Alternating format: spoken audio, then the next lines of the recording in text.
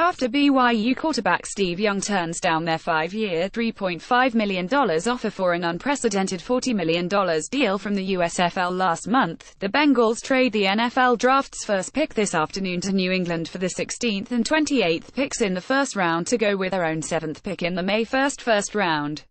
The Pats nearly get beat this morning when another club makes a run at Riverfront Stadium, but when Pats GM Pat Sullivan sweetens the deal with a 10th-round pick this year and a 5th-round pick next year, the Bengals now have 4 picks in the first 38 in 84. A good haul, but the Bengals face talk show criticism tonight that they do the deal so they don't have to pay number 1 money. After Young turns them down, the Bengals don't run at Nebraska running back Mike Rozier, the Heisman Trophy winner, or Tennessee defensive end Reggie White. Both get multi-million deals with the USFL, securing the consensus that what's is left is a good draft but it lacks spectacular players. If there had been an OJ out there, says Assistant General Manager Mike Brown, we would have made the trade.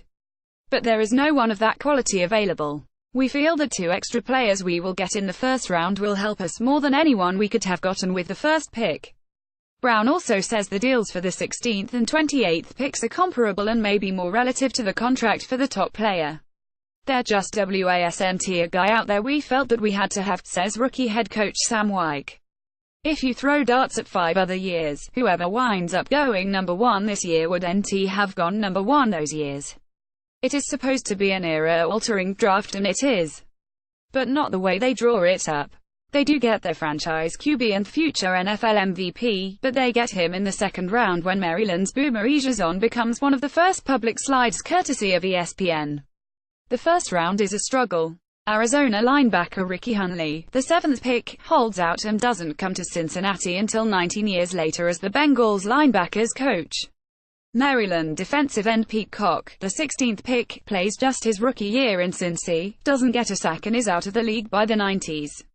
At number 28, North Carolina offensive lineman Brian Blados through injuries to make 60 starts in his 8 years as a Bengal. But remember how this draft manages to alter an era when the Bengals trade Hunley to Denver a month into this. They get 2 1986 draft picks that turn into first-round wide receiver Tim McGee and third-round safety David Fulcher.